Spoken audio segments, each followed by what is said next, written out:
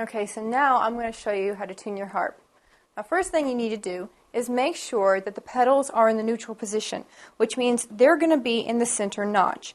This way you make sure that you tune it in a neutral and not accidentally in a flat or in a sharp, which will throw off the steps. So make sure it's just right there in the center notch and go ahead and start tuning. Now what you're going to need to tune is your tuning key, and I highly recommend an electronic tuner. Now there are two kinds of electronic tuners. This is a chromatic tuner and it is meant for a harp. There are chromatic tuners for guitars. Don't get confused because those don't cover as many notes and you want to make sure you get a full range of notes. Now basically what you're going to want to do, and especially in the beginning when you're tuning the bottom row of strings, especially those wire strings, I have learned you want to tune those from behind the harp. Now unfortunately, because there is so much tension pulling on these strings that when you do tune them, sometimes the integrity gives way and they will snap.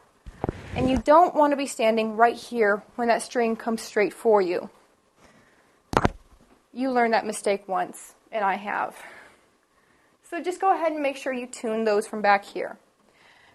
Now when you start to tune the harp, go ahead and find the right peg.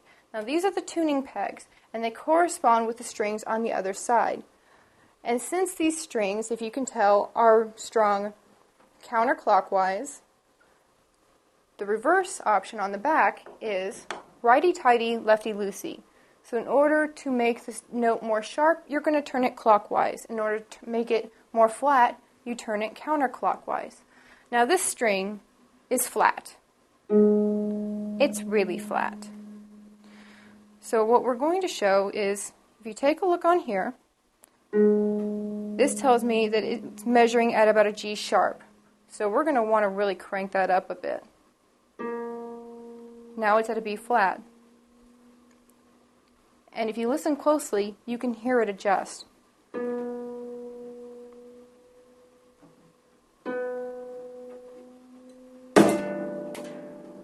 And if you notice, I just popped that string. So this is why I talked about standing on the back side of the string, because you just want to be really careful.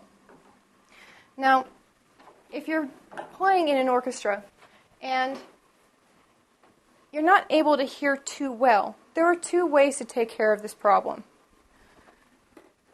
There are accessories for your tuner. This is called a pickup. It plugs right into your electronic tuner, and you can place it right on the soundboard. Now this has a little tiny microphone that's going to be placed right into the tuner, so you can get a better sound.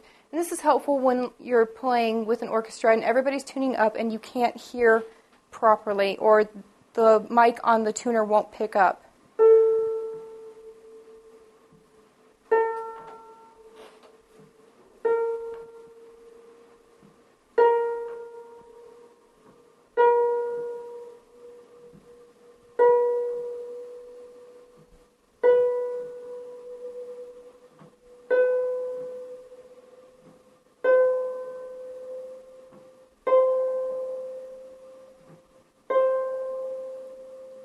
And if you listen, you can actually hear when it becomes the proper note.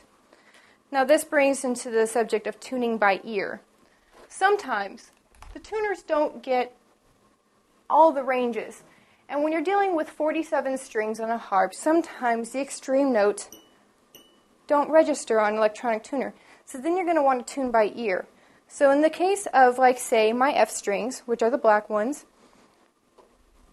what is up here at a single aught, you're going to want to tune it this way. So you play the bottom string that is already in tune. And then you play the top. And basically what you do is you tune it until it falls into line with the bottom note.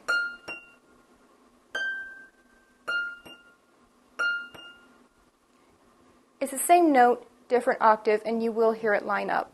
And that's how you tune by ear.